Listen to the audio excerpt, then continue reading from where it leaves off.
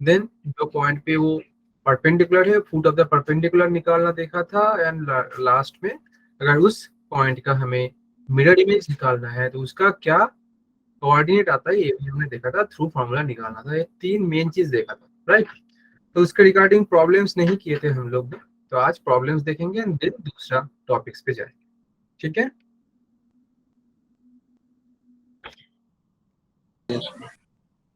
चलो, तो आज पहला प्रॉब्लम जो है question number 1, can equilateral triangle has base along the line 12x plus 5y plus 11 equals to 0। मतलब एक इक्विलैटरल ट्रायंगल है जिसका बेस क्या है, इसी लाइन के ऊपर है, and one of the vertex is 1, -2। इसमें से एक वर्टेक्स का आपको कोऑर्डिनेट दिया गया है 1, -2। Find the area of triangle. Good evening sir. Good evening बेटा। तो पहले क्या करेंगे, इसका डायग्राम ड्रॉ करेंगे। तो एक पहले स्ट्रेट लाइन लेना है जिसका ये वाला हो जाएगा स्ट्रेट लाइन, जिसका इक्वेशन आपको दिया है क्वेश्चन में। क्या मान लेते हैं 12x plus 5y plus 11 equals to 0। और इसी स्ट्रेट लाइन के ऊपर आपका ट्रायंगल का बेस है, और ट्रायंगल इक्विलैटरल होना चाहिए, ये भी याद रखना है। तो ये ट्रायंगल इक्विलैटरल ट्रायंगल है, मान लेते हैं।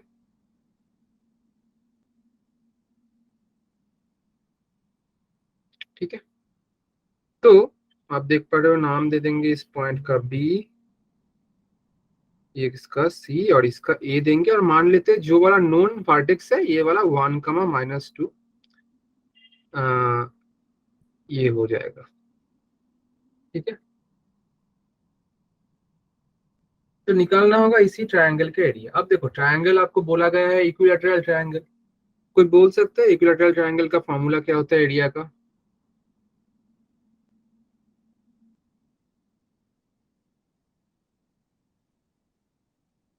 बोलो बेटा।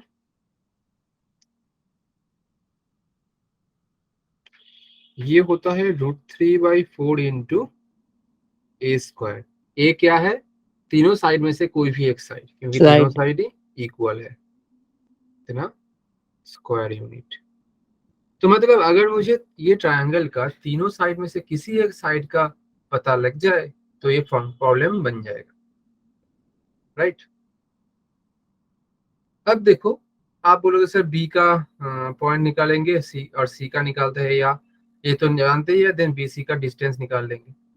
तो हम ऐसे नहीं करेंगे, ये थोड़ा लेंदी हो जाएगा। ऐसे भी सोच सकते हो आप कि बी एंड सी कोऑर्डिनेट निकाल लेंगे तो उससे हो जाएगा। तो मैं क्या करूंगा, देखो अब देखो ये क्या है, आपका इक्विलैटरल ट्रायंगल है। तो अगर मैं ये जो है पॉइंट, इससे क्या कर सकता हूँ, एक परपेंडिकुलर ड्रॉ कर लेते हैं। ठीक है, ये वाला परपेंडिकुलर हो गया है, और ये जो परपेंडिकुलर होगा ना, ये बीच पॉइंट में आएगा, मतलब ये मिड पॉइंट है। ये जो मिड, क्योंकि इक्विलैटरल ट्रायंगल है तो बीच पॉइंट में आ जाएगा। ये वाला जो पॉइंट है डी, ये मिड पॉइंट आएगा, और हमने परपेंडिकुलर ड्रॉ किया है तो ये आपका 90 डिग्री होगा। तो अभी अगर मैं आपको बोलूं कि आपको ए पॉइंट से इस स्ट्रेट लाइन का डिस्टेंस निकालना है, आप निकाल पाओगे? ये चीज लास्ट क्लास में दिखाया था कि कोई भी एक पॉइंट से हम इस स्ट्रेट लाइन का डिस्टेंस निकाल सकते हैं। फॉर्मूला क्या था, इसको याद है? बोलो बेटा बोलो, किसी को याद होगा या सब भूल गए हो? लास्ट क्लास में ही कराया बेटा। क्लासेस रिवीजन कर रहे हो ना सभी? क्लास रिवीजन नहीं करोगे तो कोई फायदा नहीं है, क्योंकि मैंने बोला था स्ट्रेट लाइन के लास्ट 3-4 क्लासेस में ना बहुत हाई लेवल चीज होने वाला है। और ये भी वहीं से है, मतलब हाई लेवल मतलब क्या है कि आपको पिछले क्लासेस का रिकॉल कराना जरूरी है, मतलब उसको याद रहना चाहिए, नहीं तो आप समझ नहीं पाओगे कि ये कहाँ से आ रहा है, ये कहाँ से आ रहा है, सीक्वेंस नहीं समझ आएगा, इतना कुछ है। इसीलिए मैंने बोला कि थोड़ा रिवाइज करके आओ क्लासेस में। बोलो बेटा, फॉर्मूला किसको याद है? लास्ट क्लास में ही दिखाया था कि कोई भी पॉइंट का डिस्टेंस निकालने क्या होता है एक स्ट्रेट लाइन से। किसी को याद नहीं? हाँ या ना कुछ बोल दो भाई। x1 plus x2/2। x1 plus x2/2 बेटा, ये मिड पॉइंट का फॉर्मूला होता है कि अगर बी एंड सी दो स्ट्रेट कोऑर्डिनेट है, तो अगर आप बी का कोऑर्डिनेट निकालने जा रहे हो तो ये फॉर्मूला होता है। मैं पूछ रहा हूँ मुझे एडी डिस्टेंस, ये टोटल डिस्टेंस चाहिए, कौन सा वाला, ए से लेके डी तक का डिस्टेंस चाहिए, मतलब एक पॉइंट से एक स्ट्रेट लाइन का डिस्टेंस। तो ये क्या होता है, मैंने दिखाया था, चलो और एक बार बोल देते हैं, लास्ट क्लास में सर रिएक्ट भी करके एक्स देखिए। हाँ बोलो बोलो बोलो। तो देखो, अगर आपका इक्वेशन होगा a x plus b y plus c equals to 0 होगा अगर इक्वेशन, एंड आप अगर इस इक्वेशन का x1 y1 से डिस्टेंस माप रहे हो, तो आपका डिस्टेंस हो जाता है, ये स्ट्रेट लाइन को इसमें बैठा देना होता है, मतलब पॉइंट को, मतलब modulus x1 plus by1 plus सी, मतलब x की जगह पर x1, b की जगह y की जगह पर y1 डिवाइडेड बाय x का जो कोएफिशिएंट है उसका स्क्वायर प्लस y का जो कोएफिशिएंट है उसका square. This is the formula. तो मैं इसमें भी यही काम करने वाला हूँ। आपके केस में ये वाला x1 होगा, ये वाला y1 होगा, और a x by प्लस सी, मतलब a का वैल्यू हो जा रहा है 12, b का वैल्यू 5, c का वैल्यू 11। समझ आया या नहीं? तो अगर मैं बोलूं यस सर। कि मेरा AD निकालने का मन कर रहा है, AD हो जाएगा मॉड्यूलस 12 इंटू x1 मतलब 1 प्लस b इंटू y1, अब b का वैल्यू कितना है 5, तो 5 इंटू y1 का वैल्यू -2 प्लस c का value 11 by under root 12 square plus 5 square. And आप निकालने जाओगे तो ये आएगा 12 माइनस 10 प्लस 11 मतलब 13 बाई 12 स्क्वायर होता है 144, 5 स्क्वायर होता है 25, ऐड करने से 169, रूट ओवर 169 मतलब 13, तो एडी का वैल्यू आ गया आपका 1। मतलब सर मुझे एडी का वैल्यू मिल गया है। एडी क्या है इस ट्रायंगल का, कोई बोल सकता है एडी इस ट्रायंगल का क्या है?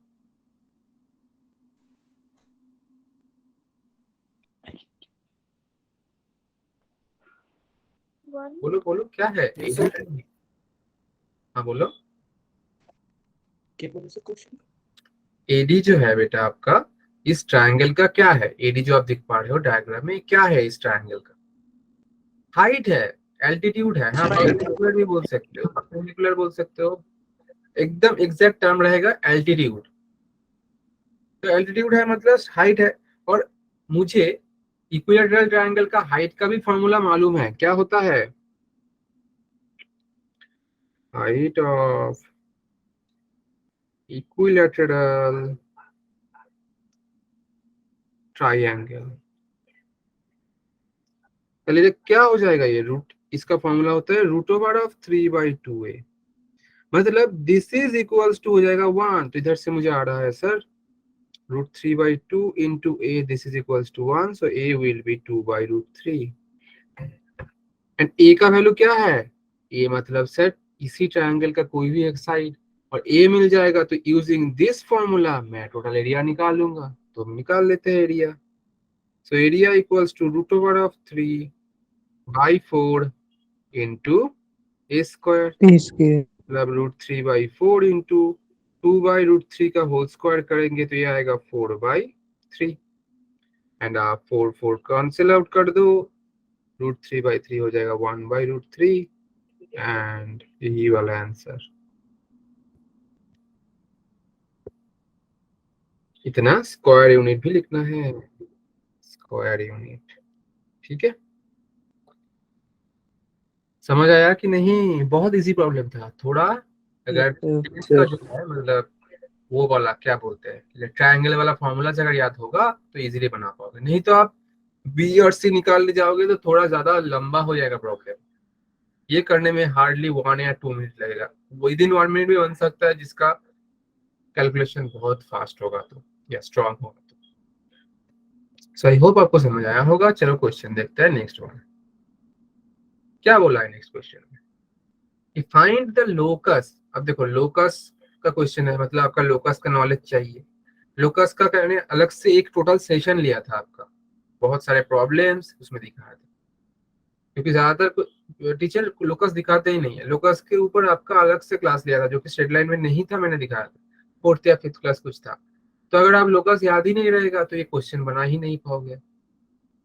तो एक एक सेशन बहुत इंपॉर्टेंट है और याद रखना इंपॉर्टेंट है। ऐसा नहीं कि सर आप मैंने तो अटेंड किया था बट क्वेश्चन नहीं बन रहा है मेरे से, नहीं बनेगा अगर आपका कंसेप्ट याद नहीं रहेगा। तो कंसेप्ट अच्छे से याद करना होगा, कंसेप्ट स्ट्रांग रखना होगा, फिर जाके आपका प्रॉब्लम्स बनेंगे। और ऐसा नहीं कि कंसेप्ट स्ट्रांग होगा तो सारे प्रॉब्लम्स बन जाएंगे, किसी का नहीं बनता है, मैं बोल रहा हूँ किसी का नहीं बनता है। जितना भी बोलते हैं ना जो टॉपर है उनका भी सब प्रॉब्लम्स नहीं बनेगा, जितना भी स्ट्रांग हो कॉन्सेप्ट, क्योंकि कुछ ना कुछ प्रॉब्लम्स रहेगा ही ऐसा जो कि बनेगा ही नहीं आपसे। पर इसका मतलब ये नहीं कि आप ट्राई छोड़ दोगे, आपको ट्राई करते रहना है, करते रहना है, फिर जाके कुछ अच्छा होगा। स्टार्टिंग में ही नहीं बन रहा है, छोड़ दोगे तो नहीं बनेगा। ठीक है, तो क्वेश्चन देखते हैं क्या बोल के रखा है।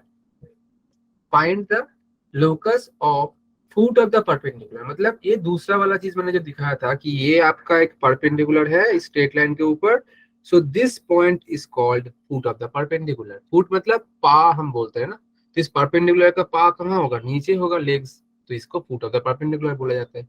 तो क्या बोल रहा है, फाइंड द लोकस, मतलब इस पॉइंट का लोकस निकालना है। तो इसको अच्छे से ड्रॉ करेंगे। फ्रॉम द फिक्स्ड पॉइंट, एक फिक्स पॉइंट दिया है उसका नाम इज, जो कोऑर्डिनेट है 1,0, टू द लाइन, मतलब इस लाइन के ऊपर। अब इस लाइन में देखो एक टर्म दिया है टी से related, where T is a parameter, मतलब टी एक पैरामीटर है। अब बोलोगे सर पैरामीटर क्या है। अब मान लो पैरामीटर ये एक्स एंड वाई जैसा ही एक वेरिएबल है बट इससे अलग, मतलब टी जो है एक वेरिएबल ही मान सकते हो आप, एक्स एंड वाई जैसा। तो क्वेश्चन बोल क्या रहा है, एक क्या है, ये पास एक स्ट्रेट लाइन है, ये वाला स्ट्रेट लाइन, ये है स्ट्रेट लाइन आपका जिसका इक्वेशन आपको दिया गया है। कितना दिया है, देखो इसमें दिया है टी से दिया है जो इक्वेशन वही वाला आपका है। तो this is t y equals to x plus A T square. हम इसको जनरल फॉर्म में लिखेंगे, जनरल फॉर्म मतलब a x plus b y plus c वाला form.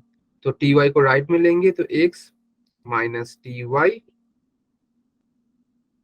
Plus A T square, this is equals to 0। आप बोल सकते हो सर ए का वैल्यू 1, बी का वैल्यू कितना होगा, कोई बोल सकता है, a x plus b y plus c में बी का वैल्यू क्या होगा फॉर दिस इक्वेशन।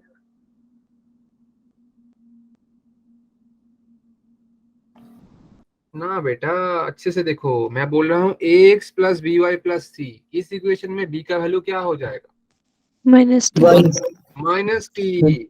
वाई का जो कोएफिशिएंट है वही बी होता है sir, minus of t, and c का minus value t a T square. तो ये इसको रख दो आप।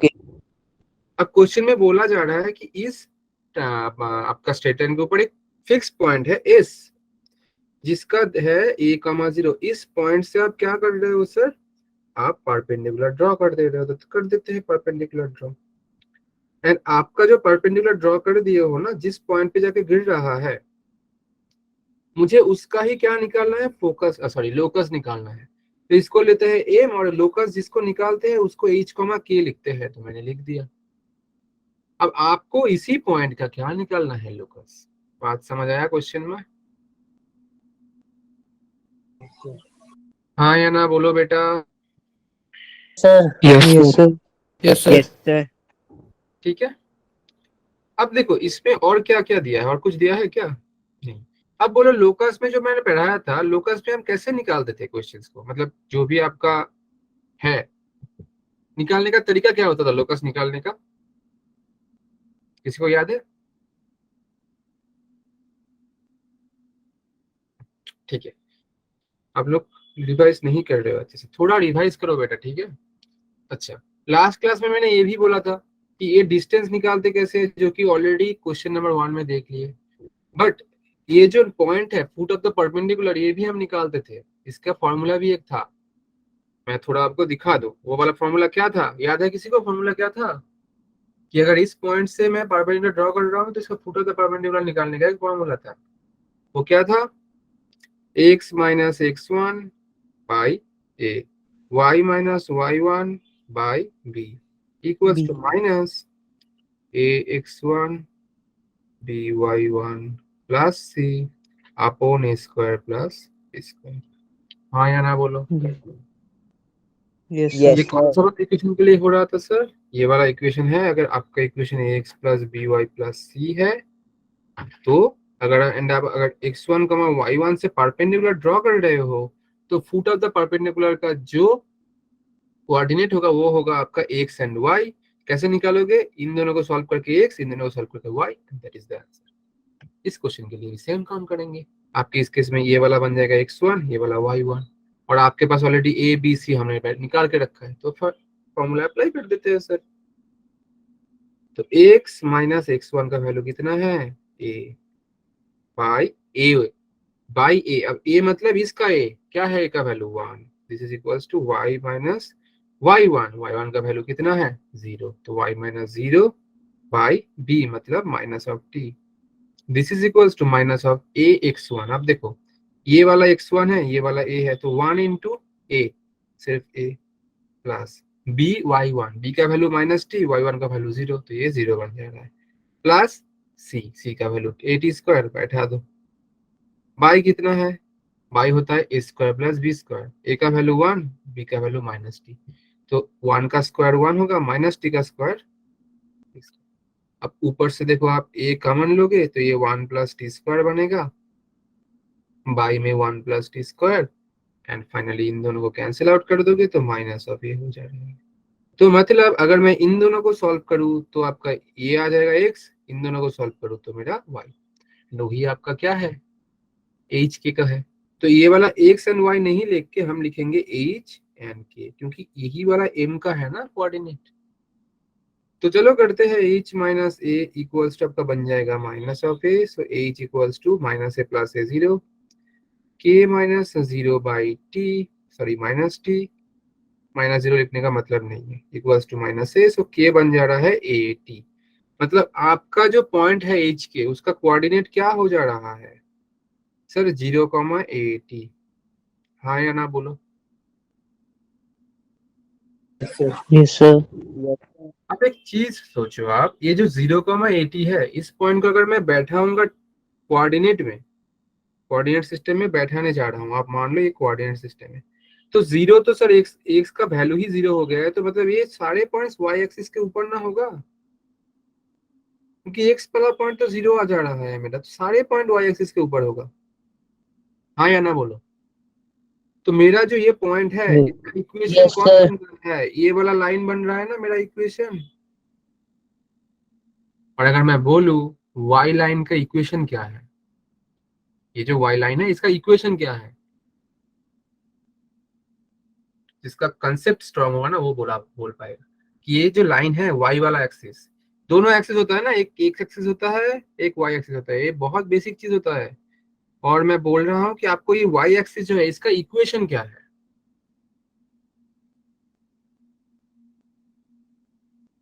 बोलो बेटा, इसका इक्वेशन क्या है? एकदम बेसिक चीज है, इसमें स्ट्रेट लाइन का भी कुछ नहीं है। अगर मैं बोलना चाहूंगा तो आप थोड़ा ऐसे सोचो इस चीज को, ये वाला अगर कोई लाइन रहेगा, इसका एक इक्वेशन में इसका वैल्यू एक्स दे रहा हूँ, मतलब एक्स इक्वल्स टू 1 है, तो ये धीरे धीरे इधर आ जा रहा है, तो ये 0 हो जाएगा ना। मतलब ये कौन सा इक्वेशन है? ये एक्स इक्वल्स टू 0 है। वाई एक्सिस का इक्वेशन होता है X equals to 0, and X axis का इक्वेशन होता है वाई इक्वल्स टू 0। मतलब अगर मैं पूछूं ये जो आप लाइन देख रहे हो इसका इक्वेशन क्या है? इक्वेशन है वाई इक्वल्स टू 0। तो आंसर कौन सा है मेरा? लोकस क्या बन जा रहा है? locus is y, sorry, x equals to 0। यही आपका आंसर बन जाएगा। ये बहुत बेसिक था बेटा, मैंने सोचा था ये चीज एटलीस्ट आप लोग बोल लोगे। आप लोग का बेसिक मुझे लग रहा है कि थोड़ा वीक है। ये तो बेसिक चीज था, ये वाला आपको बोलना चाहिए था बेटा कि ये जो इक्वेशन है, ये लाइन जो है इसका इक्वेशन क्या है? वाई एक्सिस का जो है, Y axis X equals to 0 होता है, क्योंकि मैंने बोला था ना कोई भी आप पॉइंट लिखते हैं हम कि सर एक्स कमा वाई, एक्स कोऑर्डिनेट का मतलब क्या है? डिस्टेंस फ्रॉम वाई एक्सिस, उल्टा होता है ना। एंड वाई कोऑर्डिनेट का मतलब क्या होता है? Distance from x axis.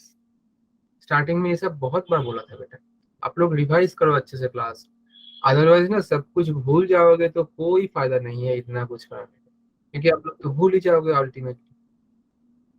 बात समझ आ रहा है मेरा? आप लोग कोई भी मुझे होमवर्क भी नहीं सबमिट कर रहे हो, एक दो होमवर्क देता हूँ वो भी नहीं कर रहे हो, तो ऐसे कैसे होगा। ये वाला एक क्वेश्चन दिया हूँ फॉर होमवर्क, आप लोग करोगे? सब तो यस सर बोलते हो, मुझे मिलता कोई कुछ भी नहीं। आप लोग नहीं करोगे तो कोई फायदा नहीं है, मैं बार बार बोल रहा हूँ। सिर्फ क्लास देख के अगर आप मेंस निकाल लेते तो बहुत बच्चों का मेंस निकल जाता। क्लास सब लोग देखते, समझ भी बहुत लोग को आता है, बट सबसे मेंस नहीं निकलता है। मेंस या कुछ भी, आप कोई भी एग्जाम बोल लो, सिर्फ मेंस नहीं, कोई भी एग्जाम जिसका जो टारगेट है सर कि ये वाला एग्जाम, ये वाला एग्जाम, ये वाला एग्जाम, जो भी एग्जाम निकालने जाओगे, आपको वो सिलेबस जो है ना, वो फर्स्ट ऑफ ऑल आपको कंसेप्ट तो समझ आना चाहिए, सिलेबस कंप्लीट होना चाहिए। दूसरा थिंग, आपको सिलेबस जो है वो चीज याद होना चाहिए। आप कंप्लीट कर लिए एक for the one go, but आप चीजें याद ही नहीं रख पा रहे। आप बोलोगे सर याद कैसे रहे, तो वही चीज बेटा कि आपको बस रिवाइज करना है। आज आई गेस लेक्चर 10 चल रहा है, देखो मतलब टोटल 9th लेक्चर हो गया है और लगभग इसी वीक में ये खत्म हो जाएगा। मतलब और क्या होगा, 3 दिन का क्लास है, मतलब 13-14 सेशंस हो जाएगा टोटल सेशन का। मतलब कितना कुछ हो जाएगा, और लास्ट में जो रहेगा ना क्लास, लास्ट क्लासेस में देखना बहुत कुछ आ जाएगा बेटा, तो आप लोग को समझ नहीं आएगा कि और आप पहला वाला चीजें ठीक से रिवाइज नहीं करके आओगे। चलो ठीक है, बाकी आपका कॉल है, अगर आप नहीं करोगे ना बेटा तो लॉस तो आपका ही है। तो शाम स्पेशल क्लास क्यों लिख दिया भाई, एक केस होगा। तो इस आज का दूसरा टॉपिक है ईसाम स्पेशल केसेस, इसके ऊपर ही होगा जो मतलब अभी हम लोग देख रहे थे, इसके ऊपर और भी कुछ कुछ क्या होता है, केसेस हो सकता है। समझ आया मेरा बात? सब चुप बैठे हो। चलो फिर Yes, देखते sir. हैं क्या बोल रहे हैं ये। Two perpendicular bisectors and one vertex. आपको बोला जा रहा है दो परपेंडिकुलर बाइसेक्टर दिया है, मतलब उसका इक्वेशन दिया है, जैसे कि आप देख पा रहे हो L1 इंटू दो परपेंडिकुलर बाइसेक्टर है एंड वन वर्टेक्स दिया है। मान लो ए एक वर्टेक्स है जिसको दिया है आपको, एंड बाकी दो पॉइंट मान लेते हैं बी सी, मतलब वर्टेक्स। अब मुझे ये चीज बोलो, परपेंडिकुलर बाइसेक्टर का मतलब क्या होता है, देखते हैं कितने को याद है। मैंने ड्रॉ करके भी रखा है, अगर थोड़ा बहुत आइडिया रहेगा ना आप बोल पाओगे व्हाट इज परपेंडिकुलर बाइसेक्टर्स। बोलो बेटा बोलो, किसी को याद नहीं है? बोलो बेटा, ऐसे चुप रहोगे तो कैसे होगा। अगर याद नहीं है तो बोलो सर याद नहीं आ रहा है, और याद है तो बोलना पड़ेगा सर कि हाँ याद है। नहीं याद सर तो सर परपेंडिकुलर को बाइसेक्ट करने वाला। दो परपेंडिकुलर को बाइसेक्ट कर। दो परपेंडिकुलर को बाइसेक्ट करने वाला परपेंडिकुलर बाइसेक्टर नहीं है बेटा। परपेंडिकुलर कहाँ से आ रहा है, और परपेंडिकुलर को आप बाइसेक्ट भी कैसे करोगे, ऐसा नहीं। ये वाला है, मतलब ऐसा कुछ होता भी नहीं है कि परपेंडिकुलर को बाइसेक्ट कर रहा है। मुझे तो एटलीस्ट याद नहीं आ रहा है ऐसा कुछ। परपेंडिकुलर बाइसेक्ट का मतलब क्या है कि अगर आपके पास एक ट्रायंगल है तो तीनों ही साइड का आप मिड पॉइंट निकाल लो। अच्छा क्या बोला है, एनी परपेंडिकुलर ड्रॉन, देखा ही नहीं कहाँ गया, मैसेज चला गया। Any perpendiculars are drawn from lines to meet any point in triangle. Any perpendicular drawn from lines, कोई भी लाइन से आप ड्रॉ कर लेनी, perpendicular drawn from lines meet any point in triangle, हाँ बोल सकते हो, ठीक है। तो चीज क्या है एक्चुअल में, बाइसेक्टर बोल रहे हैं और वो भी परपेंडिकुलर। तो तीनों जो साइड है इसका ना मिड पॉइंट आप निकाल लो, this is the mid point. और इधर से आप ऐसे परपेंडिकुलर, मतलब इसके ऊपर एक 90 डिग्री का लाइन ड्रॉ कर दो, this is the perpendicular bisectors. बहुत इजी चीज था बेटा, इसका अलग से क्लास लिया था, परपेंडिकुलर बाइसेक्टर, एंगल बाइसेक्टर, ये सब अगर याद नहीं रहेगा इसके बाद दो तीन और केसेस है समझ ही नहीं पाओगे। इसलिए बार बार बोल रहा था मैं कि ये एटलीस्ट ये जो कॉनिक सेक्शन है ना इसमें क्लासेस रिवाइज करो, कुछ नहीं समझ आएगा, समझ आएगा भी तो भूल जाओगे, कुछ फायदा नहीं है, कुछ फायदा नहीं है। मुझे खुद नहीं आता है ये, मतलब मैं अगर रिवाइज नहीं करता हूँ ना, अगर बहुत दिन से पढ़ाना बंद कर दूंगा ना, मुझे भी ये चीज नहीं याद रहेगा। और होता भी है ऐसा कि बहुत, जैसे कि आप लोग का सेशन खत्म हो जाएगा, दूसरा सेशन आने में 2-3 महीना अगर रख जाएगा ना बीच में गैप, 2 महीना का अगर गैप आएगा तो फिर मुझे, मैं ये सब बहुत कुछ भूल जाऊंगा, मुझे फिर से देखना पड़ता है कि हाँ क्या था क्या नहीं था, नहीं रहेगा यार। अब रोज क्लासेस ले रहा हूँ, ये चीज मैं आपके बैच में पढ़ा रहा हूँ, बाकी 2-3 और बैच में भी पढ़ाऊंगा, तो मुझे ये चीज याद रह जाता है, देखना नहीं पड़ता है। बट आपके केस में ऐसा नहीं है, इसलिए वो मतलब ये चीज है कि आप किसी को पढ़ाओगे ना तो और भी अच्छा रहेगा। अगर आप खुद के मतलब जो फ्रेंड्स है उसके बीच में अगर डिस्कस करोगे ना, बहुत अच्छा चीज है ये कि आप इसको ये समझ रहे हो, इसको ये समझ रहे हो। ये चीज अगर कर पाओगे तो बहुत अच्छा है, रिविजन का भी जरूरत नहीं पड़ता है। मतलब मेरे टाइम पे मैं ऐसा करता था, 2-4 फ्रेंड्स का ग्रुप था, ऐसे ऐसे करता था। तो आप लोग भी करो, अगर खुद से रिवाइज नहीं हो रहा है तो ऐसे काम कर सकते हो कि 2-3 ग्रुप मतलब ऐसा नहीं है कि बहुत लोग बैठ जाओ, मैक्सिमम 2-3, उससे ज्यादा नहीं। तो रिवाइज तो करना पड़ेगा। अब हुए क्या होगा मैं बोल सकता हूँ, बाकी आपका कॉल है। रिवाइज नहीं करोगे कुछ नहीं समझ पाओगे। ये बहुत बेसिक चीज था बेटा कि परपेंडिकुलर बाइसेक्टर क्या है, क्योंकि इसका अलग से सेशन लिया था, उसमें बोला था ऑर्थो सेंटर, इन सेंटर, ये सब एक एक पॉइंट दिखाया था आपको ड्रॉ करके। अगर मैं अभी नोट्स खोलूँ ना, आपको दिख जाएगा, देखो मैं दिखाता भी हूँ। तो ऐसे करोगे बेटा, फायदा नहीं है कुछ। देखो कितना क्लासेस दिख रहा है, total 10 classes. Parametric equation, angle between two lines, various form, straight line, line, ये देखो straight line, lecture 1 straight line, distance section formula, ये देखो इन सेंटर वाला, देखो ये जो लेक्चर 3 देख रहे हो ना, नीचे वाला से थर्ड वाला, हाँ सेकंड वाला, मतलब राइट से सेकंड वाला जो है ये वाला, देखो इन सेंटर का है। इसमें उसके बाद एक सेंटर वाला है। ये सब अलग अलग सेशन में दिखाया था हम लोग। तो अब अगर रिवाइज नहीं करोगे तो आपका तो मतलब टाइम पहले वेस्ट हो रहा है, ठीक है ना। क्योंकि मेरा तो टाइम वेस्ट हो ही रहा है कि आप लोग कुछ अच्छा सीख नहीं पा रहे हो। तो मैं बार बार बोल रहा हूँ कि बेटा एटलीस्ट ये जो कॉनिक है रोज का रोज रिवाइज करो, नोट्स खोलो, नोट्स में देखो क्या हो रहा है, 1-2 प्रॉब्लम जो भी मैं दे रहा हूँ करो, हो सके। और सिर्फ 1-2 प्रॉब्लम करने से भी नहीं होगा, आपको बाहर का प्रॉब्लम करना है। एटलीस्ट आपका जो बुक है वो निकालो, निकाल के उसमें से प्रॉब्लम्स बनाओ। नहीं तो क्लास ज्वाइन करके कुछ नहीं होगा। मैं बोल रहा हूँ सिर्फ कॉन्सेप्ट क्लियर होगा, और वो कॉन्सेप्ट भूलने वाले हो, मैं लिख के देता हूँ। आज नहीं तो कल भूलोगे ही भूलोगे। किसी से भी पढ़ लो, आप किसी से भी पढ़ लो, कितना भी अच्छा पढ़ा ले, आप भूलोगे अगर खुद से रिवाइज नहीं करोगे तो। चलो बहुत कुछ बोल दिया आज, बट रिवाइज अब नहीं कर रहे आप लोग, मुझे लग रहा है। ठीक है, तो देखो चलो देखते हैं। तो मैंने क्या बोला, आपके पास 2 परपेंडिकुलर बाइसेक्टर है एंड 1 वर्टेक्स दिया है, आपको निकालना है बीसी का क्या, बीसी का इक्वेशन। आप देखो बीसी का इक्वेशन निकालने के लिए मुझे बी एंड सी जो है इसका कोऑर्डिनेट चाहिए। अब लास्ट क्लास में मैंने दिखाया था कि आप मिरर इमेज का एक फॉर्मूला, अब देखो ये मिड पॉइंट है तो मतलब ए से लेके ये वाला पॉइंट का डिस्टेंस और ए इस पॉइंट से लेके बी का डिस्टेंस सेम है या नहीं। हाँ सर सेम है या नहीं, बोलो बेटा, सब चुप रहोगे तो कैसे Yes, होगा। sir. यस तो सर। अगर डिस्टेंस सेम है तो इसको ऐसे मान सकते हैं ना, और ये वाला 90 डिग्री भी है। मतलब ये जो लाइन है व्हाइट वाला लाइन इस पिंक कलर की लाइन के ऊपर परपेंडिकुलर है, मतलब मैं इसको ऐसे मान सकता हूँ ना, परपेंडिकुलर है और ये ऐसा एक लाइन है जो कि इसका डिस्टेंस और इसका डिस्टेंस सेम है। तो मैं बोल सकता हूँ ये वाला अगर ए है, ये वाला अगर बी है, तो ए का इमेज बन जा रहा है बी। मतलब इस केस में मैं बोल सकता हूँ ए का इमेज बी होगा। Yes sir. तो मैं Yes, क्या sir. करूंगा, ए के ऊपर वो इमेज वाला फॉर्मूला लगाऊंगा जो लास्ट क्लास में दिखाया था, और किसके रिस्पेक्ट में, किस लाइन के रिस्पेक्ट में, L1 लाइन के रिस्पेक्ट में, तो मुझे B मिल जाएगा। सेम थिंग करेंगे हम C के लिए, A को A के ऊपर लगाऊंगा इमेज वाला formula with respect to L2 line, तो मुझे C का क्या मिल जाएगा, कोऑर्डिनेट। और B और C दोनों ही मिल जाएगा, तो यूजिंग 2 पॉइंट फॉर्म मैं BC लाइन का क्या निकालूंगा, BC लाइन का इक्वेशन मिल जाएगा। समझ आया ये चीज। अब तुम में से ज्यादातर बच्चे को कल का जो फॉर्मूला दिखाया था, मतलब लास्ट क्लास का इक्वेशन वाला फॉर्मूला, इमेज वाला फॉर्मूला याद नहीं है, तो वो तो याद होना चाहिए। ठीक है, क्या था वो फॉर्मूला, यही फॉर्मूला होता था, यही फॉर्मूला है सेम टू सेम। कहाँ गया, ये वाला ही फॉर्मूला होता था, सिर्फ चेंज कहाँ था, याद है चेंज, अगर याद है कहाँ चेंज था ये वाला में, ये जो माइनस दिख रहे हो ना, इधर एक -2 हो जाता था, माइनस। ऊपर वाला एक नीचे वाला एक डिस्टेंस, 2 डिस्टेंस आ था, इसलिए सर ये वाला -2 आ जाता था। तो ये स्मॉल स्मॉल चीज आपको बोल याद रखना पड़ेगा। तो ये वाला पहला केस है, इसका प्रॉब्लम्स भी देखेंगे। दूसरा केस क्या बोल रहा है, 2 एंगल बाइसेक्टर्स एंड 1 वर्टेक्स। अब आपको अगर एंगल बाइसेक्टर ही मालूम नहीं होगा तो आप कैसे चीज को समझोगे। किसको मालूम है एंगल बाइसेक्टर क्या होता है,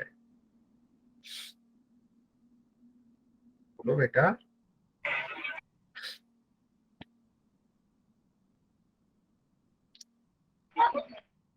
किस किस को मालूम है बेटा एंगल बाइसेक्टर। सर एक एंगल को 2 इक्वल एंगल में डिवाइड करता है। बस सिंपल सा चीज है सर, ये नहीं याद होगा, सबको याद है, ये तो क्लास 10 वाला चीज है। तो मतलब ये 2 angle bisector L1 and L2 दिया है आपके पास, ठीक है। अब मुझे निकालना है, एक ए आपको दिया है मान लो x1 y1, बी एंड सी मुझे निकालना है एंड देन बीसी का इक्वेशन निकालना है।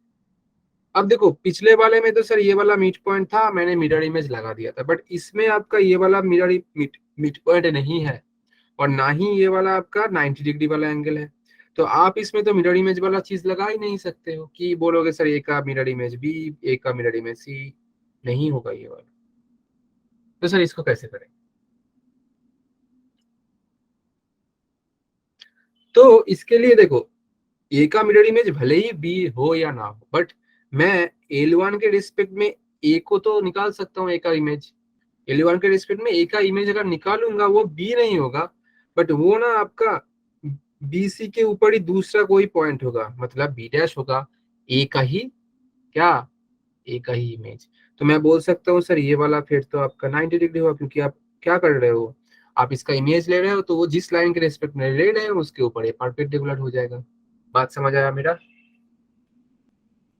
सेम तरीके से मैं बोल Yes, सकता sir. हूँ अगर मैं ए से ड्रॉ करूँ L2 के रिस्पेक्ट में मिरर्ड इमेज, तो ये आ जाएगा आपके यही लाइन के ऊपर जहां सी डैश हो जाएगा। और आप यूजिंग क्या इमेज फॉर्मूला, आप बी डैश और सी डैश का क्या निकाल सकते हो, आप इसका कोऑर्डिनेट निकाल सकते हो।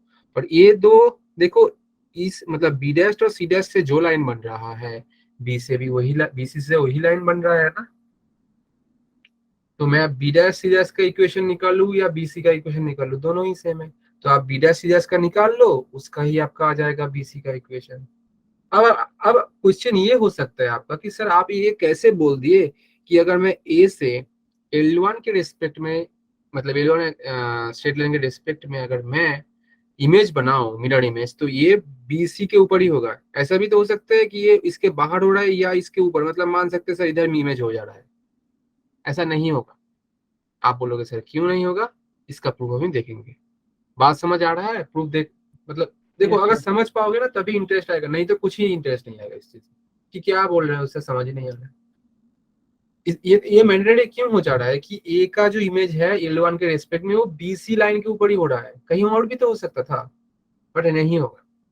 तो चलो इस चीज को हम देखते हैं क्यों नहीं होगा, और इसको देखने के लिए हम यूज करेंगे कॉन्ट्राडिक्शन फॉर्मूला। क्या बोलते हैं? Contradiction method. मतलब हम मान लेंगे कि ये वाला एक ट्रायंगल है और ये पॉइंट है, मान लेते हैं x1 y1, this is b, this is c।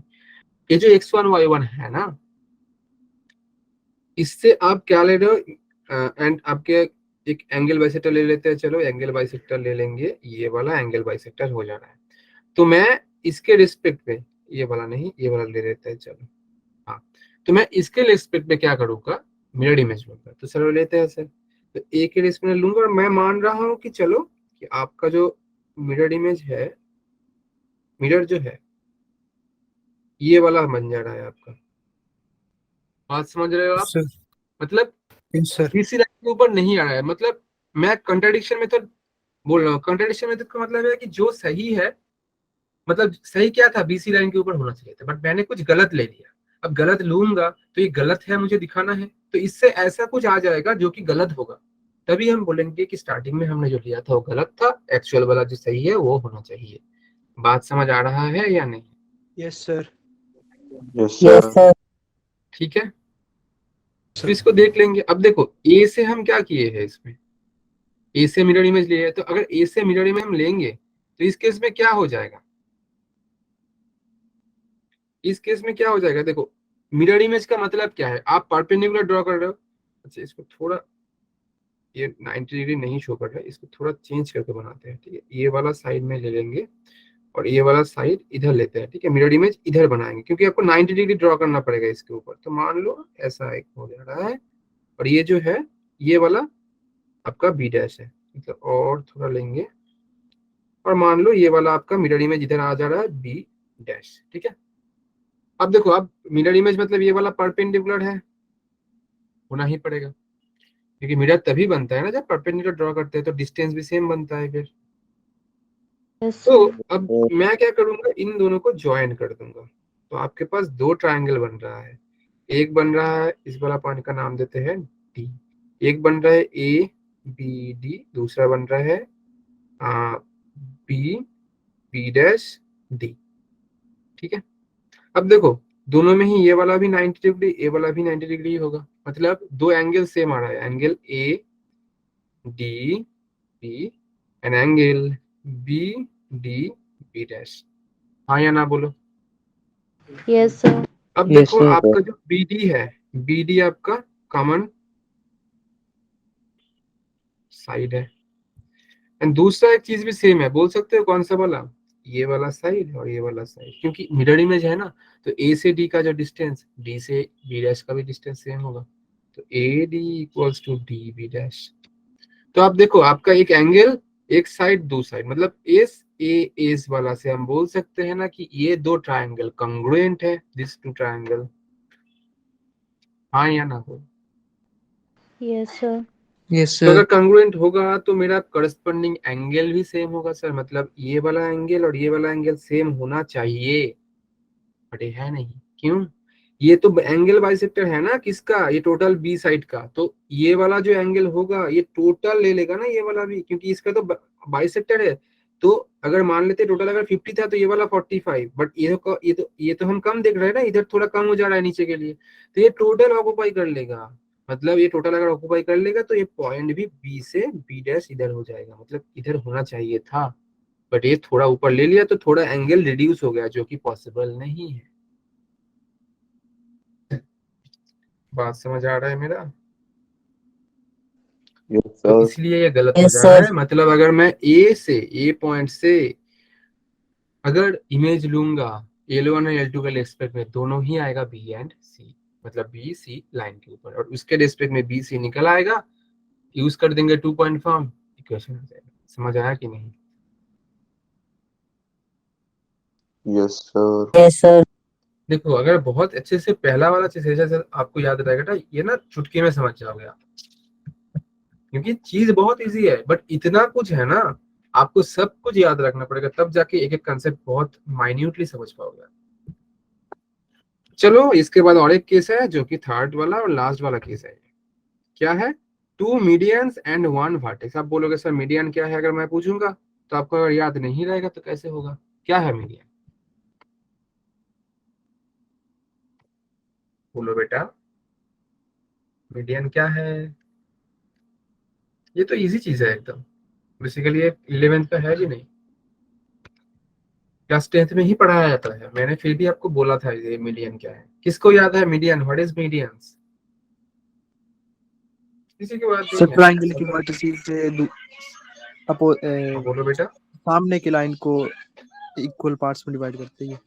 हाँ, कोई भी एक वर्टेक्स से इसके जो ऑपोजिट साइड है उसके उसको दो पार्ट में डिवाइड करेगा, मतलब उसका जो मिड पॉइंट है उधर जाके मीट करेगा, मतलब सर ये वाला पॉइंट से ये जो डी है, डी आपका ए और इसका नाम अगर बी और इसका नाम सी देंगे तो ए सी का मिड पॉइंट डी है सर, और ए बी का मिड पॉइंट ई है, बट ये परपेंडिकुलर नहीं है, ये चीज याद रखना, क्योंकि ये परपेंडिकुलर बाइसेक्टर नहीं ड्रॉ कर रहा हूँ मैं। तो आप ये नहीं बोल सकते हो सर कि ए का इमेज बी बनेगा और ए का इमेज सी बनेगा with respect to L1 L2, नहीं, क्योंकि ये परपेंडिकुलर है ही नहीं, तो एडी लाइन अगर परपेंडिकुलर नहीं होगा तो इमेज फॉर्म ही नहीं हो पाएगा। तो आपको ये दो साइड भले ही इक्वल दिख जाए बट आप यूज नहीं कर सकते, तो एक एक पॉइंट अगर समझ जाओगे ना तभी जाके होगा, नहीं तो आप इससे और वन वाला जो था कंडीशन दोनों को सेम सोच रहे हो, क्योंकि ये वाला में भी ये दो इक्वल था बट ये एंगल 90 था, इसमें ये एंगल 90 नहीं है, ये नहीं है, तो आप नहीं बोल सकते कि इसका इमेज इधर बन जाएगा। बात समझ आया या नहीं? Yes, sir. तो फिर इसका Yes, sir. वे ऑफ मतलब ये क्या रहेगा सर, कैसे निकालेंगे हम लोग ये? तो देखो मान लो आपको L1 L2 का इक्वेशन दिया है, तो आप मान लो L1 का इक्वेशन है x plus Y equals to 0, तो आप बोल सकते हो ना कि b जो है, b आपका L1 के ऊपर भी है, तो b जो पॉइंट मतलब पॉइंट है वो L1 को सेटिस्फाई करेगा इक्वेशन को, इसको मान लेते हैं L1।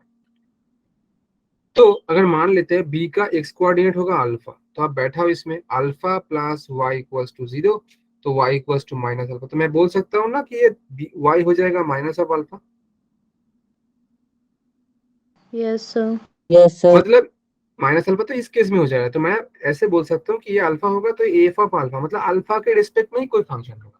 सेम तरीके से अगर मैं बोलूंगा बेटा कि ये वाला आप बीटा मान लो तो दूसरा वाला एफ ऑफ बीटा ही होगा, सेम तरीके से। तो आपको 2 पॉइंट मिल जाएगा, तो आप 2 पॉइंट मिल जाएगा, यूजिंग 2 पॉइंट हम निकाल लोगे। तो इसका प्रॉब्लम हम देखेंगे तो अच्छे से समझ आएगा। तो ये तीनों केसेस है आपके पास। अब इसका प्रॉब्लम देखेंगे। बात समझ आया कि नहीं? Yes sir. Yes sir. Sir इसको ठीक है। रिपीट कर दो।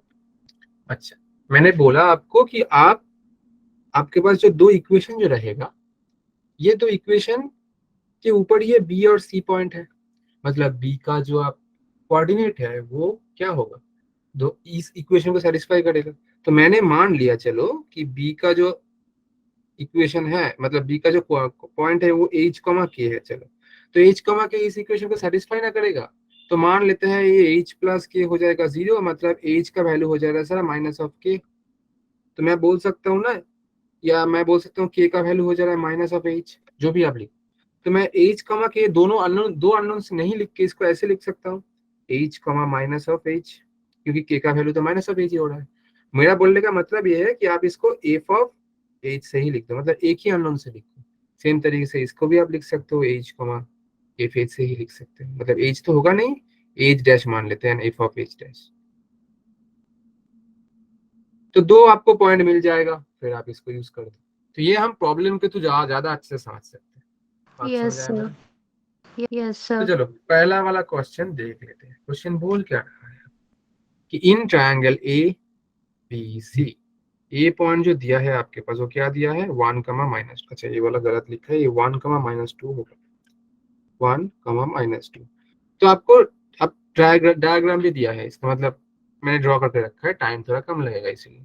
इन ट्रायंगल ए बी सी, ए जो है आपका 1 कमा माइनस 2 परपेंडिकुलर बाइसेक्टर है ये of A B. Perpendicular bisector मतलब ए बी के जो मिड पॉइंट है उससे एक परपेंडिकुलर ड्रॉ करो, ए सी के जो मिड पॉइंट है उससे एक परपेंडिकुलर ड्रॉ करो। इसलिए देखो दोनों साइड इक्वल और ये 90 डिग्री, क्योंकि perpendicular bisector.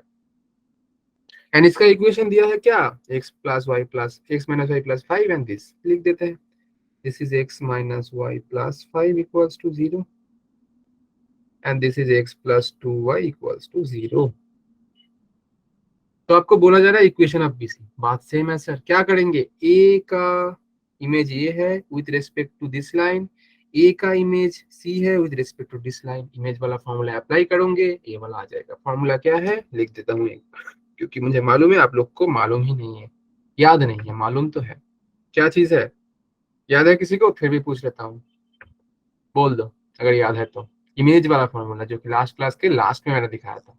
x minus x1 upon a is equal to y minus y1 upon y b minus is equal y1 to upon b. minus 2 b, into ax1 plus b y1 plus हाँ c plus बहुत y1 खूब a बेटा, square चलो plus b। कोई नहीं तो किसी ने तो बोल दिया।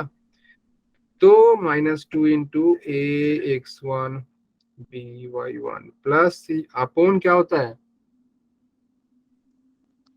a square बोलो plus बेटा। b square. बहुत खूब बेटा। तो ये वाला मैं यूज करूंगा ए में for finding B with respect to line A one, line this line. तो इस लाइन के लिए ए क्या हो जाएगा 1, बी क्या हो जाएगा -1, सी क्या होगा 5। इस लाइन के लिए ए क्या होगा 1, बी क्या होगा 2, सी क्या होगा,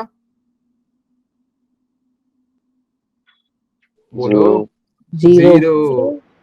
तो चलो करते हैं for A, sorry for B क्या होगा सर x1 y1। अब देखो ए का दिया है कोऑर्डिनेट कितना 1 कमा माइनस 2, यही आपका x1 y1 है बेटा। तो बैठा दो बस फॉर्मूला को, x माइनस x1, सो x माइनस x1 का वैल्यू कितना 1 बाई ए का वैल्यू 1। इस केस के लिए ले रहा हूँ, बी के लिए a1 ही है, this is y minus y1 का वैल्यू सर -2, तो minus minus plus 2 by b is sir -1, this is equals to -2 into a x1। अब देखो a का वैल्यू 1, x1 का वैल्यू 1, तो इट इज 1 प्लस b का वैल्यू -1, c y का value -2, -1 into -2 सिर्फ 2 प्लस c जो कि 5 बाई स्क्वायर, मतलब 1 का स्क्वायर 1, -1 का स्क्वायर वो भी 1। तो ये दो दो कट गया। अब इन दोनों को सॉल्व करो x, इन दोनों को सॉल्व करो y, आपको b आ जाएगा। तो करते हैं, x माइनस 1 इक्वल टू कितना आएगा, इधर से 1 प्लस 2 प्लस 5 मतलब 8, और सामने माइनस -8, तो x इक्वल्स टू -7 आ जा रहा है, और y प्लस 2 करेंगे तो ये -1 को राइट में मल्टीप्लाई करेंगे तो ये वाला माइनस भी हट जाएगा, तो सिर्फ 8 एंड y इक्वल्स टू 6। सो -7,6 बन जाएगा b का कोऑर्डिनेट। सेम तरीके से सेम फॉर्मूला यूज करके c का भी निकाल सकते हैं। निकालेंगे सर, चलो निकालते हैं। हाँ, तो ये वाला आपका c हो जाएगा, ठीक है। सो फॉर c के लिए कैसे करेंगे सर? Same thing. अब ए बी सी ये वाला यूज करेंगे, बट x1 y1 वही पॉइंट होंगे कि उसी के रिस्पेक्ट में उसी का इमेज निकाल रहे हैं हम। तो x minus x1, sir x1 कितना आएगा? x1 वही वाला होगा 1, तो x minus x1 by a का वैल्यू इस केस में 1 है। थोड़ा छोटा करते हैं, एक बार में दिखाई देना चाहिए। x माइनस 1 बाई क्या होगा? a 1 है, ठीक है। फिर क्या होगा?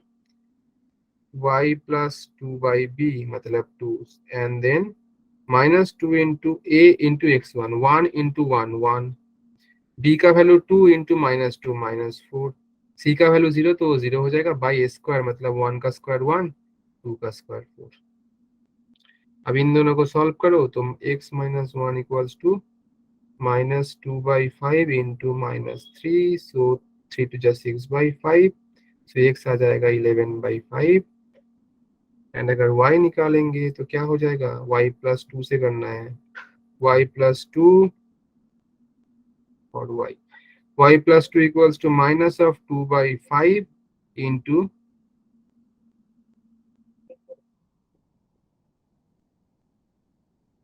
सो ये 3 to the 6/5 -2, तो ये आ जाएगा -10। तो माइनस सही किया मैंने? तो माइनस ऑफ,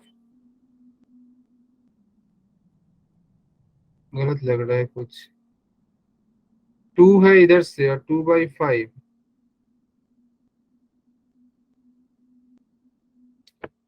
अच्छा ये y/2 था, अरे हाँ ये y प्लस 2/2 था ना यार। तो क्रॉस मल्टीप्लाई कर दो, y प्लस 2 इक्वल्स टू 2 ये हो जाएगा -4/5 -3, तो माइनस माइनस प्लस से बन जा रहा है 4 12/5। सो y इक्वल्स टू बन जाएगा 12 minus 10/5, this is equals to 2/5। So इसका x आएगा 11/5, दिस इज 2/5, मतलब ये वाला पॉइंट आएगा आपका 11/5, 2/5। तो बी एंड सी समझ आया टोटल। बी सी कैसे निकाले हमने? बी एंड सी दोनों पॉइंट। अब बी सी का इक्वेशन यूजिंग 2.5 आप निकाल लोगे। समझ आया?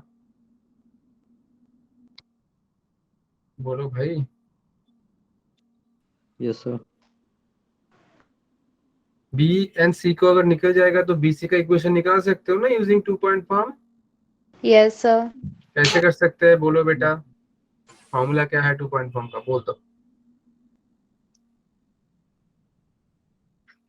बोलो बोलो। चुप रहोगे तो कैसे होगा? बोलो बोलो, जल्दी से बोलो, नेक्स्ट वाला टॉपिक भी दिखाना है, टाइम नहीं है बेटा। बोलो बोलो, क्या होगा 2.5 फॉर्म? y minus बोलो y y minus minus y1 y1 is equal to m ना y बेटा। minus y1 upon x minus x1 is equal to equals to x y2 minus y1 upon x2 minus x1। बस यही 2.5 form है। जो पहले बोल रहे थे वो वाला कौन सा वाला फॉर्म था? Point slope form, y minus y1 equals to m into x minus x2। Anshu कुछ बोल रहा था? 1.4 सेम थिंग, ठीक है। चलो फिर दूसरा वाला देख लेते हैं फिर, टॉपिक जो है, ठीक है। चलो सर आप इस चैप्टर के नोट्स भेजोगे दोबारा? हाँ बेटा भेज देंगे। आपके पास नोट्स नहीं है बेटा? सर ये मेरी फर्स्ट क्लास है, इससे पहले मैं किसी और बैच में थी, तो सर उसमें बाइनोमियल थ्योरम अच्छा चल रही थी। अच्छा, आप कौन सा बैच में थे बेटा इससे पहले? सर मैं 7th बैच में थी। B07। Yes sir. तो उससे ये वाला तो B07 ही है बेटा। ये वाला तो, हाँ ये वाला B07 है ना? मैं बाकी से पूछ रहा हूँ सॉरी बेटा। सर यस 6 में सर। थी। Yes sir. अच्छा था, सॉरी वही सर बोलो। 6 में। 6 में। Yes sir. 6 में कौन Yes, sir. पढ़ाता था बेटा आपको? सर पीयूष सर थे। अच्छा पीयूष सर मैथ्स लेता था? मैथ्स कौन पढ़ाता था? Sir 1 minute. I guess B06 में मैम था क्या कोई, मुझे याद नहीं आ रहा है। ठीक है, बट फिर भी मैं नोट्स तो आपको भेज दूंगा। आप एक काम करना बेटा, मैं आपको लिंक मतलब आप मुझे व्हाट्सएप करना, मैं आपको इस टोटल सेशन पिछले सेशंस का रिकॉर्डिंग लिंक्स यूट्यूब में है, मैं टोटल आपको सेंड कर दूंगा, आप सेशन देखना। नोट्स से कुछ नहीं यस समझ सर। आएगा, नोट्स मतलब इतना भी इजी नहीं है ये चैप्टर कि आपको एक एक पॉइंट समझ आ जाएगा देख के ही, ठीक है। नोट्स तो भेज यस दूंगा, सर। बट आप मुझे व्हाट्सएप करना, मैं आपको लिंक भी भेज दूंगा। बहुत सारे बच्चों के पास ऑलरेडी है आई गेस ना, तो मैं आपको भेज दूंगा, ठीक है। आप ग्रुप में मैसेज नहीं कर सकते हो, मुझे कर देना मैसेज, मैं आपको नोट्स एंड आपका जो लिंक है ये चैप्टर मतलब ये B07 टोटल बैच का जो लिंक है सेंड कर दूंगा। आप कोई भी डे का कोई भी रिकॉर्डिंग सेशन देख लें, ये स्ट्रेट लाइन का यस है, सर। बाकी जितने भी क्लासेस पहले है सबका मिल जाएगा, ठीक है। यस चलो सर, थैंक यू सर। कोई बात नहीं, चलो दूसरा वाला देखते हैं, सम इम्पोर्टेंट रिजल्ट। ये वाला चीज क्या है, डिस्टेंस बिटवीन पैरेलल लाइंस। आप देख पा रहे हो L1 L2 दो लाइन है जिसका इक्वेशन भी आपके पास दिया है, तो आपको निकालना क्या है, इसका बीच का डिस्टेंस जो कि पी क्यू लिखा है मैं, ठीक है। आप देख पा रहे हो एक चीज की दोनों ही इक्वेशन में ए एंड बी सेम है बट कांस्टेंट टर्म अलग है, ऐसा क्यों, कोई बोल सकता है ए बी सेम क्यों है दोनों में ही, दोनों इक्वेशन में ही।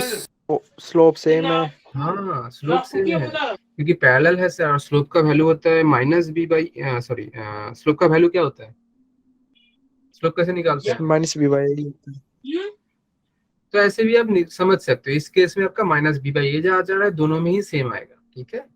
तो इसीलिए दोनों ही एक्स एंड वाई का कोएफिशिएंट सेम है बट कांस्टेंट टर्म सेम नहीं है, ठीक है। तो कैसे करते हैं देख लेते हैं इस चीज को थोड़ा, ठीक है। फॉर्मूला भी है, डायरेक्ट फॉर्मूला नहीं लिखेंगे हम लोग, ये थोड़ा हम समझेंगे मतलब कैसे आ जा रहा है, ठीक है। जो आपका L1 दिया है ax1 प्लस, सॉरी अब x1 क्यों ले लिया भाई, ax by plus cy1 sorry c1 and L2 a this is equals to 0 ax by plus c2 equals to 0। अब एक चीज सोचो आप, ये जो लाइन था आपको क्या निकालना पड़ेगा, पहले एक चीज अब अच्छे से समझो, इसको तो बाद में देखना देखेंगे, पहले इस चीज को समझो। आपके पास बहुत सारे केसेस बन सकते हैं, एक तो ये दो लाइन है जो कि स्ट्रेट लाइन, आपका जो पॉइंट है मतलब ओरिजिन के रिस्पेक्ट में अगर बोलूं ये ओरिजिन है, इसके रिस्पेक्ट में एक ही साइड में है, ऊपर के साइड में। तो आप बोलोगे सर इधर से मैं इस पॉइंट के ऊपर इस स्ट्रेट लाइन के ऊपर एक परपेंडिकुलर ड्रॉ करके इसका डिस्टेंस निकालूंगा, एंड इसी पॉइंट से मैं दूसरा वाला परपेंडिकुलर ड्रॉ करूंगा दूसरे लाइन पे, मतलब ये वाला लाइन पे। तो ये वाला निकालूंगा, ये वाला P1 और ये वाला P2, तो P1 से P2 माइनस करूंगा, मुझे ये डिस्टेंस मिल जाएगा, हाँ या ना बोलो। Yes sir. आपको पैरामेट्रिक इक्वेशन में एक चीज याद होगा, मुझे जितना मतलब लग रहा है, अगर याद होगा तो रिकॉल कर पाओगे इस चीज को और रिलेट भी कर पाओगे कि उसमें अगर मैं पॉइंट ऊपर के साइड में लेता था तो आर का वैल्यू पॉजिटिव होता, डायरेक्शन नीचे हो जाता तो डायरेक्शन नीचे होने से उसका वैल्यू आर का वैल्यू नेगेटिव हो जाता। तो आप देखो इस पॉइंट से ऊपर के साइड जा रहे हैं हम, दोनों ही केसेस में दोनों का ही पॉजिटिव ना हो जाएगा डिस्टेंस, और इसीलिए मैं बोल सकता हूँ कि P1 माइनस P2 जो है माइनस करने से मुझे आ जा रहा है, वे दोनों ही पॉजिटिव डिस्टेंस है मतलब पॉजिटिव वैल्यूज है। बात समझ आ रहा है मेरा। आप बोलोगे सर P1 को कैसे निकालेंगे, यस सर। फॉर्मूला है, एक स्ट्रेट लाइन का डिस्टेंस फ्रॉम वन पॉइंट कैसे होता है, modulus of ax1 p1 plus c divide by under root square plus b square हो जाएगा। ऐसे P1 P2 निकालो हो जाएगा। तो ये एक केस बन सकता है। दूसरा केस क्या हो सकता है सर, दूसरा केस बेटा ये हो सकता है कि आपके पास दो स्ट्रेट लाइन है और ये दोनों ही आपका क्या है, ये जो आपका ओरिजिन है इसके नीचे है। तो आप बोलोगे सर सेम थिंग करेंगे, इधर से एक परपेंडिकुलर इधर करेंगे ड्रॉ, दूसरा परपेंडिकुलर इस पे ऊपर दूसरा ट्रायंगल पे मतलब स्ट्रेट लाइन के ऊपर करेंगे। तो सर ये वाला जो होगा ये आपका P1 और ये वाला सर P2, बट इस केस में दोनों ही नेगेटिव है क्योंकि ये ओरिजिन से नीचे के साइड मतलब डायरेक्शन जो हो जा रहा है ये इस साइड हो जा रहा है। बट कोई बात नहीं सर, हम मॉड्यूलस ले लेंगे डिस्टेंस मतलब फॉर्मूला के ऊपर, क्योंकि फॉर्मूला जो है डिस्टेंस वाला वो मॉड्यूलस ही होता है कि d इक्वल्स टू होता है sir mod ax1 plus by1 plus c upon under root square plus b square, हाँ या नहीं। तो आप बोलोगे सर नेगेटिव आएगा भी तो पॉजिटिव, पॉसिबल प्रॉब्लम नहीं है, पॉजिटिव कर ले, ठीक है समझ आ गया ये वाला भी। बट तीसरा जो प्रॉब्लम है मतलब तीसरा जो केसेस आ सकता है, आप मान लो ये वाला दो स्ट्रेट लाइन है एंड इस केस में आपका जो ओरिजिन है ये ना बीच में आ जा रहा है और ये जाके आपको प्रॉब्लम क्रिएट करेगा। क्यों, क्योंकि आपको इधर से इस स्ट्रेट लाइन के लिए ये वाला डिस्टेंस P1 और ये वाला स्ट्रेट लाइन के लिए P2, तो इन दोनों को आपको ऐड करने पर जा रहा है। बाकी केसेस में तो आप माइनस कर रहे थे। तो एक एक केस के लिए सर एक एक प्रॉब्लम बन जा रहा है, मतलब एक एक फॉर्मूला बन जा रहा है। तो मैं क्या करूँ, डायग्राम ड्रॉ करूँ फिर देखूं कि कौन सा वाला केसेस बन रहा है? नहीं, हम क्या करेंगे, एक ऐसा जुगाड़ निकालेंगे कि जिससे हम एक ही फॉर्मूला से तीनों केसेस को ऑक्युपाई कर लें। बात समझ आ रहा है मेरा? 3 केस कैसे आ रहा था? Yes sir. अब देखो, इस ये तीसरा जो केस था ना, इसमें डायरेक्शन अलग अलग है। आप ये ऊपर की तरफ, ये नीचे की तरफ, मतलब P1 अगर पॉजिटिव होगा तो ये वाला नेगेटिव होगा। तो आप P1 प्लस P2 को ऐसे भी समझ सकते हो, P1 minus of minus P2, क्योंकि ये नेगेटिव होगा नीचे के साइड। तो ये माइनस वाला चीज में आ जा रहा है, मतलब यही वाला चीज में आ जा रहा है, P1 minus P2, P1 minus P2, मतलब ये टोटल को P2 मानना होगा। ये माइनस P2 जो लिखे है ये टोटल को P2 मानना।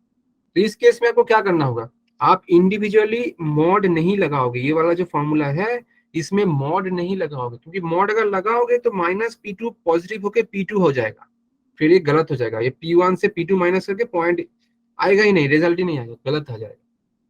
तो मेरा कहना समझ रहे हो मैं क्या बोल रहा हूँ? आपका जो डी का जो फॉर्मूला है इसमें आप क्या नहीं बैठाओगे, ये मॉड वाला फॉर्म नहीं बैठाओगे। तो कैसे करेंगे, चलो देखते हैं। L1 जो दिया है वो क्या, ax plus by plus c1 equals to 0। L2 क्या दिया है, ax plus by plus c2 equals to 0। And मुझे निकालना है difference, sorry distance, not difference, distance from origin 0,0 P1 मानते हैं पहला वाला ऑरिजिन, मतलब L1 के लिए है। फॉर्मूला क्या है सर, ax1। अब देखो इस केस में a है और x1 मतलब यही x1 यही y1। अब a के साथ 0 मल्टीप्लाई करोगे तो 0, by1 मतलब b into y1 0 plus c1 by under root a square plus b square. Mod नहीं यूज करेंगे, this is equals to c1 by under root a square plus b square. Same thing करेंगे for L2 जो कि P2 आ जाएगा, तो ये 0 plus C2 होएगा, क्योंकि a इंटू 0 0, b इंटू 0 आपका क्या आ जाएगा, सॉरी फॉर्मूला क्या होता है ax1, हाँ ठीक ही है। b y1 का वैल्यू 0 तो ये भी 0, फिर C2 तो C2 रहेगा। पाई कितना आएगा, under root a square plus b square. तो ये आएगा आपका C2 by under root a square plus b square.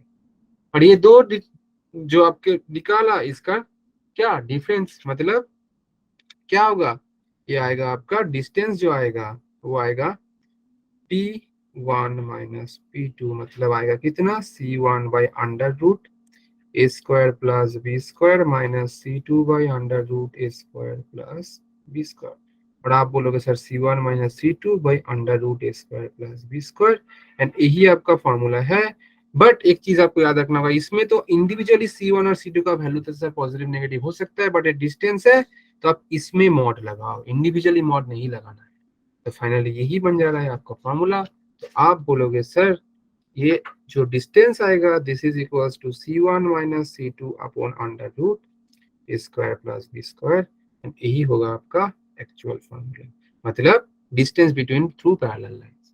इसके रिगार्डिंग एक प्रॉब्लम भी दिया है, अब अगर देखोगे तो प्रॉब्लम भी दिखा देता हूँ। क्या बोला है, find the area of the square whose sides are this and this.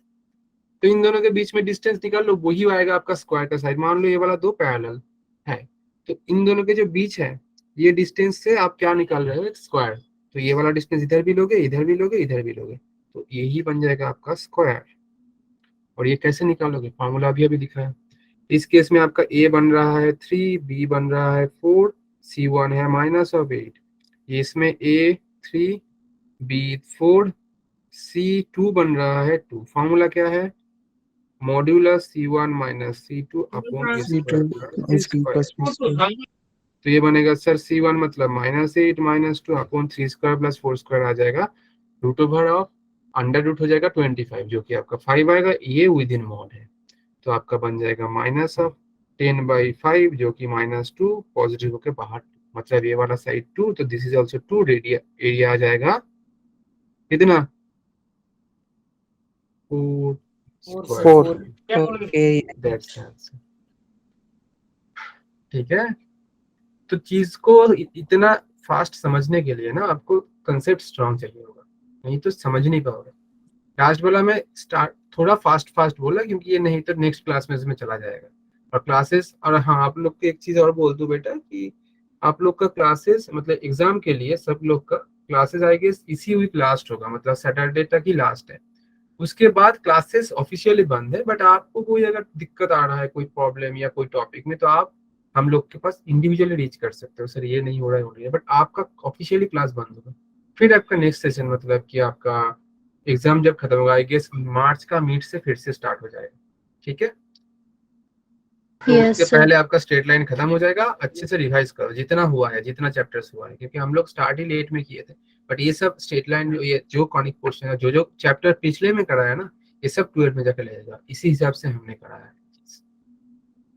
हालांकि टोटल 11 में काम पे आएगा, पर जो ज्यादा काम में आएगा वही हमने पहले कराया है, ठीक है। फिर चलो बेटा, सबको गुड नाइट, नोट्स आपको मिल जाएगा।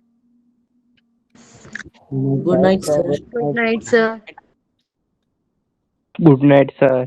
गुड नाइट बेटा, गुड नाइट सबको, गुड नाइट, एंड सब पढ़ाई करो एंड अच्छे से रिवाइज भी करो। चलो।